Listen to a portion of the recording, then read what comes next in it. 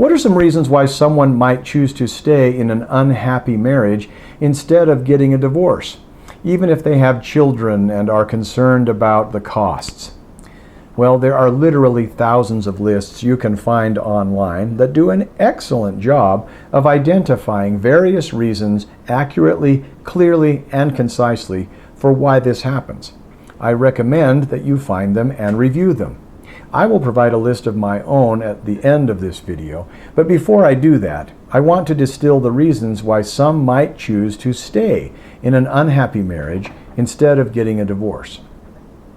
Essentially, the main reason people who have legitimate reason or reasons to divorce and who choose not to divorce is that the prospect of divorce appears worse than the status quo.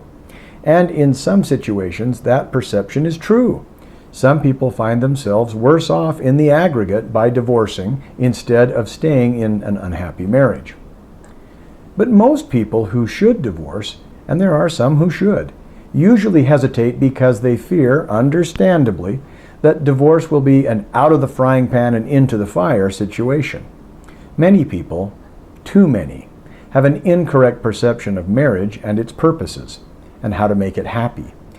Even if their marriage has all the elements for being stable and of greater benefit to both spouses and their children than if they are single, they give up on marriage for all the wrong reasons, as many learn after it's too late. So, here is my list of some more specific reasons why people who have a valid reason to divorce nevertheless may choose not to divorce, in no particular order of popularity.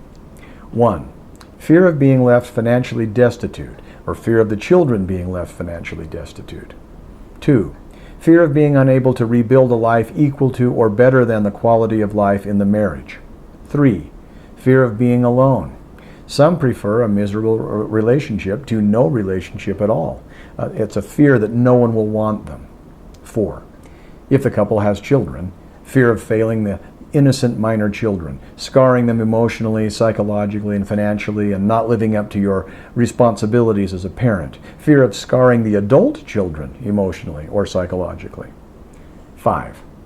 Fear of embarrassment or stigma or fear of rejection by family and friends. 6. A moral or religious obligation to stay married. What God hath joined together, let no man put asunder.